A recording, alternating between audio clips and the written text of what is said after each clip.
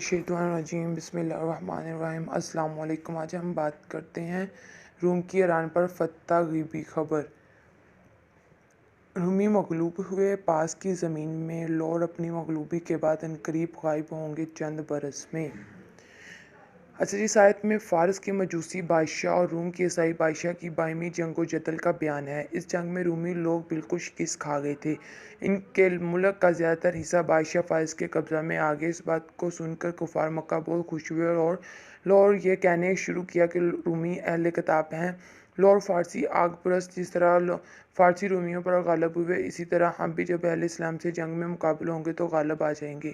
مسلمانوں کو اس سے رنج پیدا ہوا تو وہ اللہ تعالیٰ نے مسلمانوں کی تسلی کے واسطے یہ آیت کریمہ نازل فرمائی اور ارشاد فرمایا کہ چند سال 9 برس کے اندر پھر رومی ایرانیوں پر غالب آ جائیں گے۔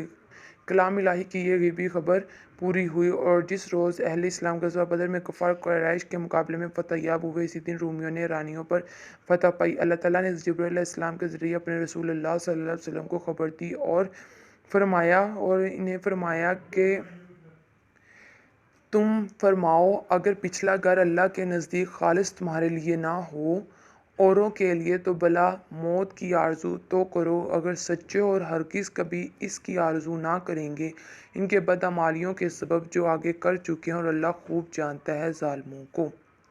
اللہ عز و جل نے اس آیت کریمہ میں خبر دی کہ یہودی موت کی تمنا نہ کریں گے۔ چنانچہ واقعہ ایسا ہی ہوا کہ یہ آیت حضور اقدس صلی اللہ علیہ وسلم نے یہودیوں کے سامنے پڑھی اور موت کے تمنا مخالف کے الزام کے واسطے ایک سہل و آسان امر تھا۔ لفظ تمنائے موت زبان پر لانا خلاف عقل اور محال نہ تھا، مگر ان میں سے کوئی بھی موت کی تمنا نہ کر سکا۔